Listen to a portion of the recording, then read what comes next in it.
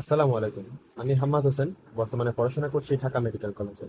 আজকে আমরা দেখব কিভাবে আমাদের দেহে প্রশ্বাস এবং নিঃশ্বাস প্রক্রিয়া পরিচালিত হয়। প্রথমে শুরু করি প্রশ্বাস দিয়ে। প্রশ্বাস হলো এমন একটি প্রক্রিয়া যার মাধ্যমে আমরা মূলত শ্বাস নিই। আর নিঃশ্বাস হলো এমন একটি প্রক্রিয়া যার মাধ্যমে আমরা শ্বাস ছাড়ি। আচ্ছা, এরপর প্রশ্বাস প্রক্রিয়াটা বিস্তারিত জেনে নিই। প্রশ্বাস মূলত আমাদের দেহে দুই ধরনের পেশি দ্বারা পরিচালিত হয়। একটা হচ্ছে ডায়াফ্রাম, আরেকটা হচ্ছে ইন্টারকোস্টাল পেশি।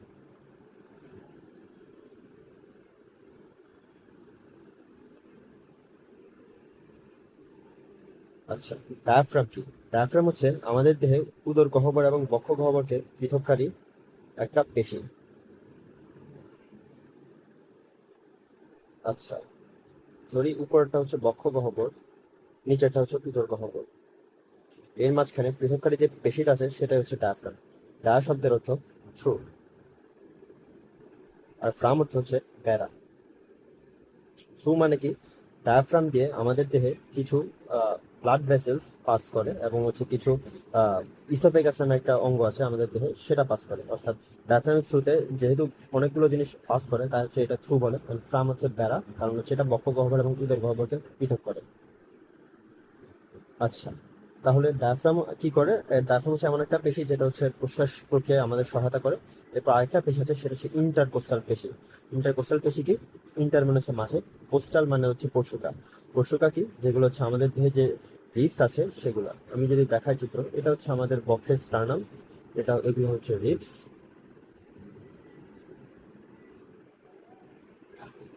এর মাঝখানে থাকে হচ্ছে ইন্টারকোস্টাল নামক পেশি। এই পেশিগুলো আমাদের দেহে সংকোচনের মাধ্যমে প্রশ্বাস প্রক্রিয়া পরিচালিত করে। এবার চলো দেখে নিই প্রশ্বাস প্রক্রিয়ার বেসিক গুলো। আমাদের যে প্রশ্বাস কখন ঘটবে?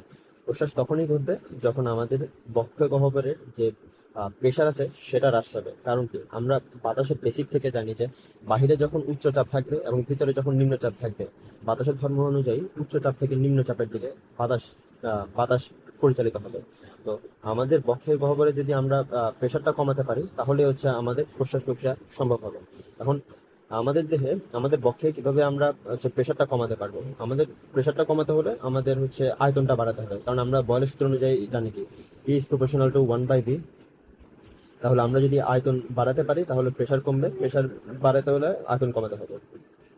আর এখন যদি আমরা আয়তনটা বাড়াতে যাই, তাহলে ডায়াফ্রাম এবং ইন্টারকোস্টাল পেশির এমন কিছু কার্যক্রম করতে হবে যার মাধ্যমে হচ্ছে বক্ষ গহ্বরের আয়তন বৃদ্ধি পাবে।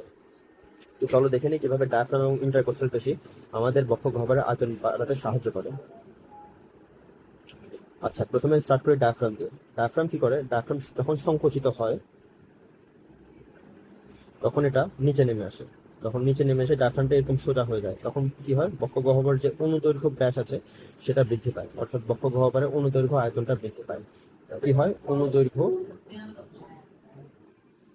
ব্যাস বৃদ্ধি পায়। এতে আলটিমেটলি কি হয়? বক্ষ গহ্বরের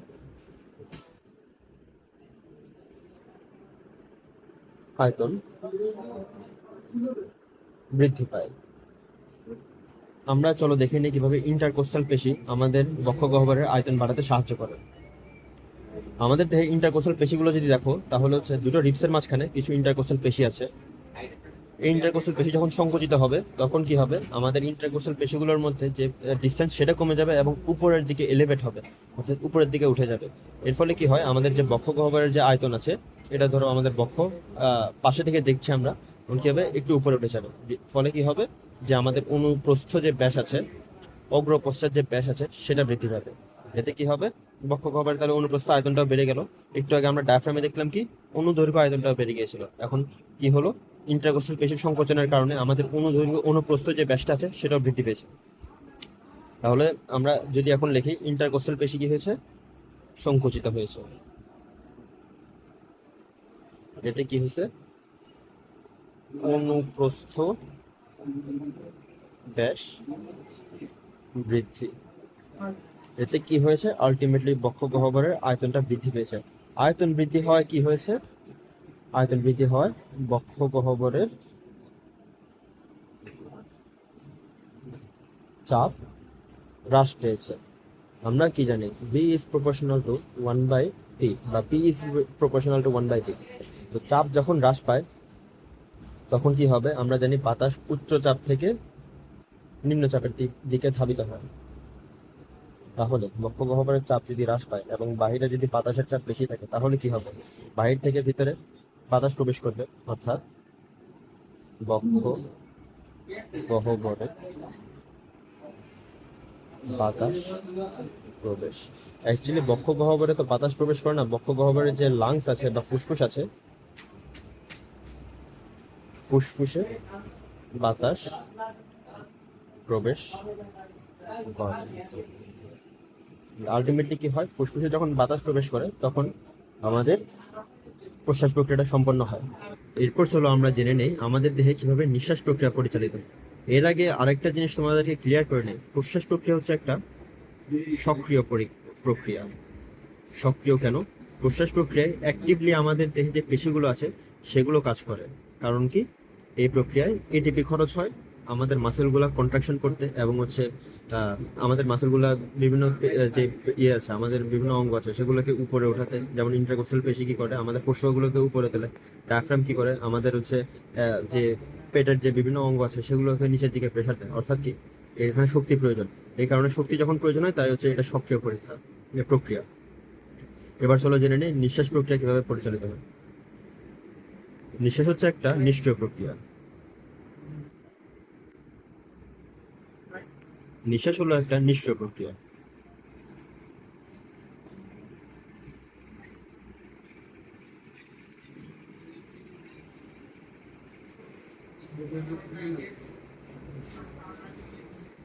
এই প্রক্রিয়া কি হয়, আমাদের যে প্রশ্বাস প্রক্রিয়ায় যেসব ঘটনাগুলো ঘটেছিল সেগুলোর জাস্ট বিপরীত হয়ে যায়। প্রশ্বাস প্রক্রিয়া আমরা দেখেছি ডায়াফ্রাম সংকুচিত হয়েছে, এই প্রক্রিয়া কি হয়, ডায়াফ্রাম প্রসারিত হয়। প্রশ্বাস প্রক্রিয়ায় দেখেছি ইন্টারকোস্টাল পেশি সংকুচিত হয়, এই প্রক্রিয়ায় ইন্টারকোস্টাল পেশিগুলো প্রসারিত হয়। অর্থাৎ প্রশ্বাস প্রক্রিয়ায় যে সংকোচনগুলো হয়েছিল সেগুলো জাস্ট শিথিলতা লাভ করে, অ্যান্ড জাস্ট শিথিলতা লাভ করার মাধ্যমেই জাস্ট নিঃশ্বাস প্রক্রিয়াটা অটোমেটিকলি হয়ে যায়। তা হচ্ছে এটা নিঃশ্বাস প্রক্রিয়া। তাহলে নিঃশ্বাস প্রক্রিয়া কি হয়, ডায়াফ্রাম ইন্টারকোস্টাল পেশি।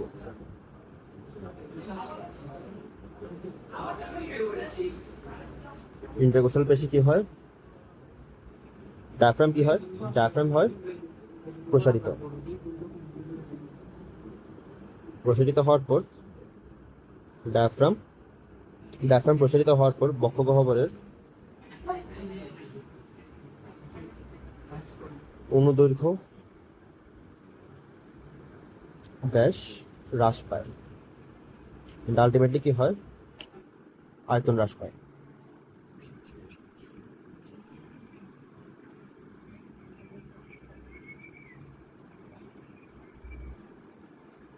আয়তন হ্রাস পেলে আমরা জানি কি, চাপ বৃদ্ধি পাবে।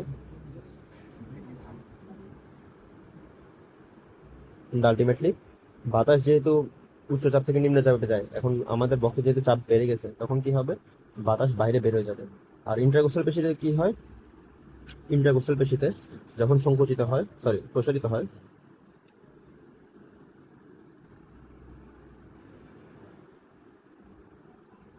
তখন বক্ষ গহ্বরের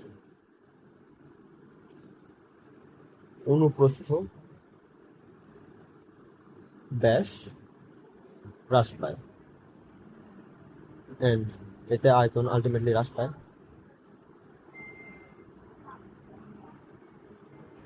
আয়তন হচ্ছে হ্রাস পাবে।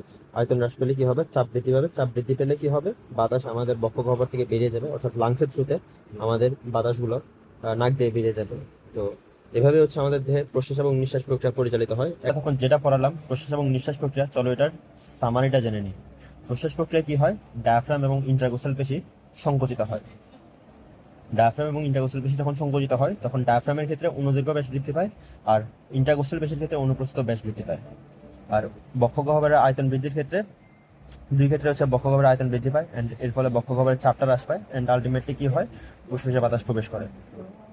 আর নিষ্ক্রিয় প্রক্রিয়া, নিঃশ্বাস প্রক্রিয়ার ক্ষেত্রে নিঃশ্বাস প্রক্রিয়া হচ্ছে একটা নিষ্ক্রিয় প্রক্রিয়া। এটার মাধ্যমে কি হয়, ডায়াফ্রাম এবং ইন্টারকোস্টাল পেশি প্রসারিত হয়, আলটিমেটলি বক্ষগহ্বরের ব্যাস হ্রাস পায়, অ্যান্ড এতে কি হয়, আয়তনটাও হ্রাস পায়। আয়তন হ্রাস পেলে আমরা কি জানি, চাপ বৃদ্ধি পাবে। তাহলে চাপ বৃদ্ধি পায়, চাপ বৃদ্ধি পেলে কি হয়, বাতাস বাইরে বেরিয়ে যাবে, অ্যান্ড আলটিমেটলি আমাদের নিঃশ্বাস প্রক্রিয়াটা সম্পন্ন হবে। তো আশা করি তোমাদের ক্লাসটা ভালো লেগেছে। কোনো প্রশ্ন থাকলে কমেন্ট সেকশন জানাতে পারো। আর সকলকে ধন্যবাদ।